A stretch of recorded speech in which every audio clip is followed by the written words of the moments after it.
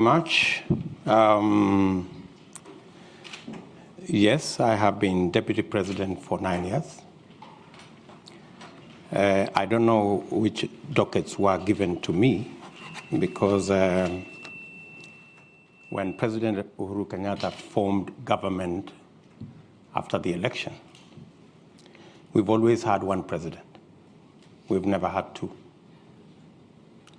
And the responsibility over government has never been shared between Uhuru Kenyatta and myself.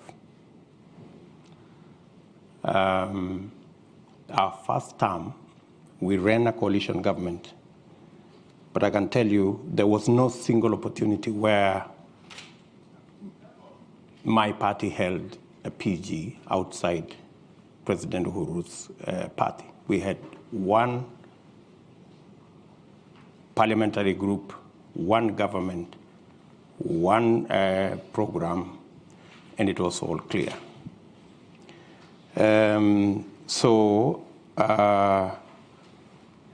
There were no dockets that were given to me. I didn't appoint no minister anywhere. Everybody was appointed by the President of Kenya.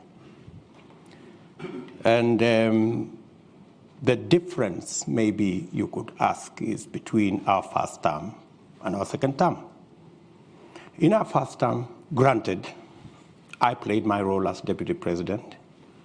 The president assigned me many responsibilities, which I discharged with distinction from where I sit. And that is why, in our first term, we rolled out our plan to build the standard gauge railway. We have built 700 kilometers. I was part and parcel of the entire delivery plan.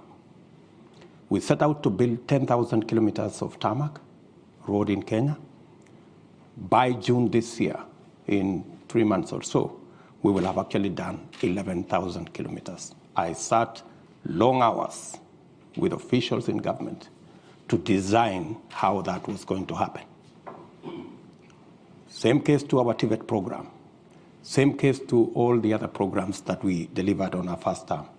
And to demonstrate our success, we were re-elected in our second term with twice the margin we had been elected in 2013, clearly demonstrating that the people of Kenya were happy with our delivery. Unfortunately, in our second term, because of the political dynamics that came into play, the president told me that he wanted to do things differently. And he didn't want what had become normal in Kenya, that this was Uhuru. He wanted a Uhuru. And I had a discussion, a candid discussion with him. And when he told me that's what he wanted, and he wanted to run this government because he wanted his legacy alone as the fourth president of the Republic of Kenya, I was not fussy about it, because he decided that whatever I did in the first term to coordinate the government programs, work on assignments that would consolidate our plan, he decided that he wanted somebody else to do it. And I didn't complain. So Executive Order number 1 came into force, establishing a different arrangement in government. And I had no quarrel with it, because that's how the president wanted to deliver on his second term. Unfortunately, the people who the president maybe gave that responsibility failed him, because the whole Big Four plan fell apart. The housing plan never took off. The universal health coverage never took off.